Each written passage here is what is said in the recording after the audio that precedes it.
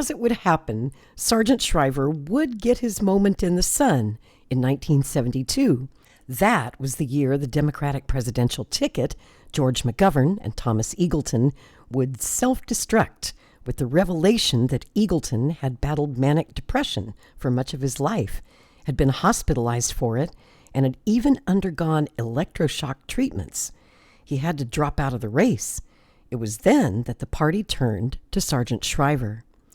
Of course, some felt that Ted, as the last remaining Kennedy brother, should have been the logical choice to head the ticket, but he opted out of the primary process, saddled as he was with the negative fallout from Chappaquiddick.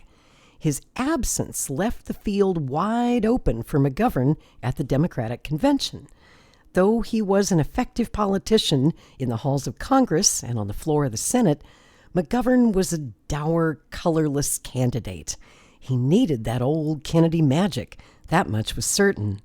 Therefore, he was relentless in his pursuit of Ted Kennedy to join his ticket as his running mate when he had to get rid of Eagleton. In rejecting the offer, Ted insisted he still needed, quote, breathing room to gain some experience and also help to raise his murdered brother's children. He didn't publicly cite memories of Chappaquiddick as being an issue, but privately he said that he believed Americans had still not gotten over any of it. George McGovern knew he needed a spark for his uphill run for the White House, but the truth was that pretty much no one of merit wanted to be on the ticket with him. 5 politicians had already turned him down. When Sargent Shriver's name was floated as a possibility, it certainly seemed valid, but as it happened, the main reason he ended up on the ticket was because he was one of the only people who'd been approached who would actually agree to do it. From the start, it seemed like a bad idea to those who truly cared about Sargent Shriver. The ticket was such a hopeless cause. No one could understand why he would ever want to hitch himself to its wagon. Still, it was his decision to do. Now, as ever, the question remained, what would Senator Ted Kennedy do? And how would the Kennedy family work for, or would they be against, Sargent Shriver? Eunice Kennedy Shriver had to admit to some ambivalence about Sargent's decision to join the McGovern ticket as vice president. Yes, it was his time, as far as she was concerned.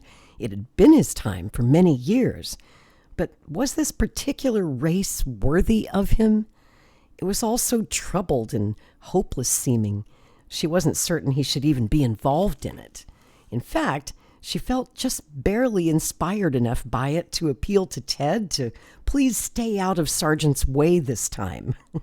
In her meeting with Ted about the matter at his home in Boston, Ted nonchalantly said, "Okay, fine. I've got no problem with it, in fact. Tell Sarge he has my blessing." Though Eunice said she appreciated Ted's approval, in truth, it must have felt like a bit of a hollow victory. Of course, Ted had no problem with it. He and just about every Kennedy loyalist was certain that George McGovern would lose the race anyway, so what did they care? In fact, if that happened, it could very well not only taint Shriver in 72, but make him damaged goods for 76 as well, and all the better for Ted. Therefore, in a very real sense, Ted was getting exactly what he always wanted, which was, at long last, Sargent Shriver finally out of the way.